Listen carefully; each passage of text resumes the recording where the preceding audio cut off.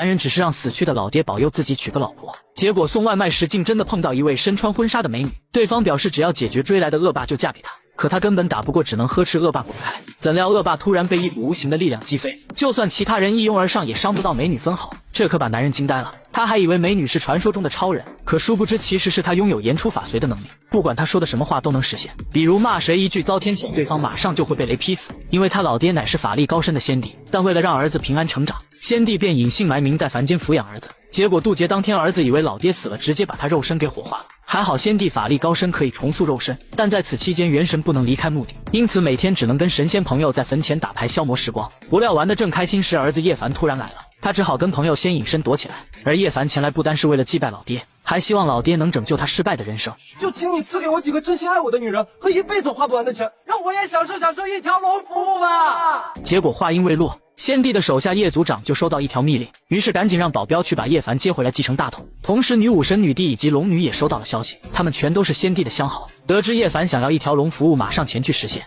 而叶凡浑然不知，正准备继续送外卖，不料一排豪车突然出现在面前，他们是来接叶凡回去继承万亿家产的。然而叶凡却以为自己得罪什么人了，想都没想就油门拧到底，开始逃命。可2个轮子压根就跑不过4轮。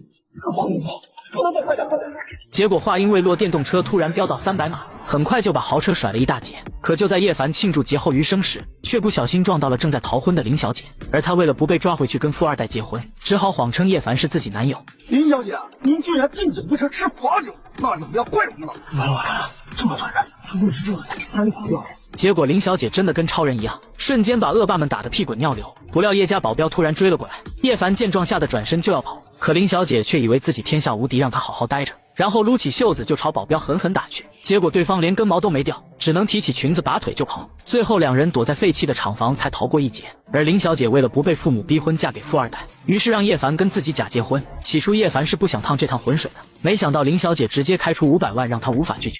还真别说，去坟头求了那老头子，还真有用。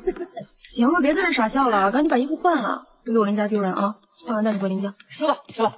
就在叶凡思考怎么花这笔巨款时，不料女武神突然带领一堆士兵将他团团包围，紧接着龙女就骑着蛟龙从天而降，最后是女帝踩着7色祥云凭空出现。他们一上来就坦白自己是叶凡老爹的相好，想要叶凡认他们当妈妈。3、2，你选谁？都不选。你说什么？为什么？你们都说是我爸的红颜知己，但我爸呀，他就是个工地搬砖的，何德何能他脚踏3只船？你们编理由也编个像样，这也太扯了。还有，你这个特效也是假的吧？又是飞又是龙的，哎，这大龙投影得花不少钱吧？你竟然说我龙族的五爪金龙是投影？还龙族，我还不死族呢。好，既然凡儿不信，那妈就让你看看我龙族的威力——五爪金龙经历，龙息，给我来放一场宇宙莲花。